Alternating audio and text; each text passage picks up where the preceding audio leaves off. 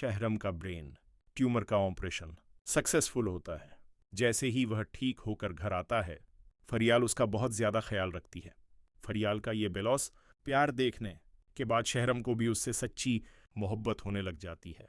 लेकिन दूसरी तरफ जिनिया अपनी अकेलेपन और अपनी गलतियों के बोझ तले दबकर अचानक अपनी जान ले लेती है। तभी उसका दोस्त दानिश उसे ढूंढने निकलता है, तो उसे पता चलता है कि जिनिया हमेशा के लिए इस दुनिया से जा चुकी है। जब दानिश घर आकर सीरत को यह खबर देता है तो सीरत के होश उड़ जाते हैं। ऐसा नहीं हो सकता, मेरी बेटी मुझे छोड़कर नहीं जा सकती।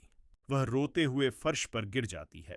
अगले दिन दुबई में जब यह खबर जरार और महक तक पहुंचती है तो जरार गमगीन लहजे में कहता है, जिनिया ने जो कुछ किया था आज उसको उसका सिला मिल चुका है। वो पाकिस्तान आने से मना कर देते हैं क्योंकि डॉक्टर ने महक की प्रेगनेंसी की वजह से उसे सफर करने से सख्ती से मना किया होता है। दूसरी तरफ शहरम को जब जिनिया की मौत की खबर मिलती है तो वह उसी वक्त अफसोस करने जिनिया के घर पहुंचता है।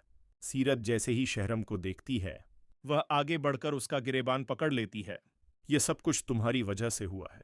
अगर तुम उसको तलाक ना देते तो आज वो खुदकुशी नहीं करती। शहरम उसे पीछे हटाता है और कहता है, आंटी ये मेरी वजह से नहीं हुआ, यह मकाफत अमल है। उसने किसी को चैन से जीने नहीं दिया तो उसका यही अंजाम होना था। जिसके बाद शहरम और दानिश मिलकर जिनिया की तदवीन मुकम्मल करते हैं।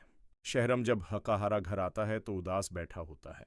पीछे से फरियाल उसके पास आती है और उसके कंधे पर हाथ रखती है। मुझे पता है आप परेशान हैं, लेकिन अब जो होना था वह हो चुका। जिसके बाद वह उसे हौसला देती है और खुद अपने हाथों से निवाला बनाकर उसे खाना खिलाती है। उसी वक्त दुबई में महक की तबीयत अचानक खराब होती है। जरार भागता हुआ उसे अस्पताल ले जाता है।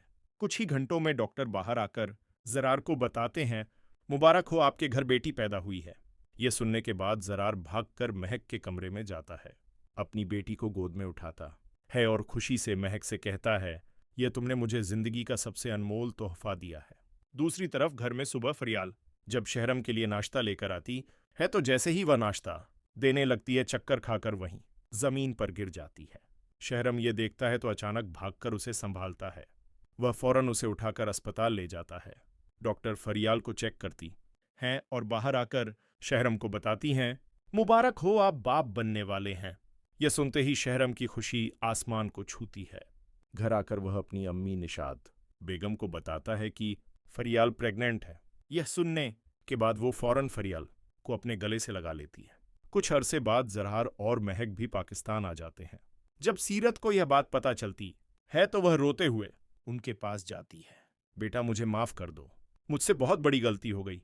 जरार और महक का दिल पिघल जाता है और वह उसे माफ कर देते हैं। सीरत रोते हुए महक को अपने गले से लगा लेती है।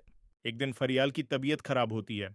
निशाद बेगम उसी वक्त शहरम को कॉल करती हैं, बेटा जल्दी घर आओ, फरियाल के बच्चे का इस दुनिया में आने का टाइम हो गया है। शहरम गाड़ी भगाता हुआ उसी वक्त घर आता है।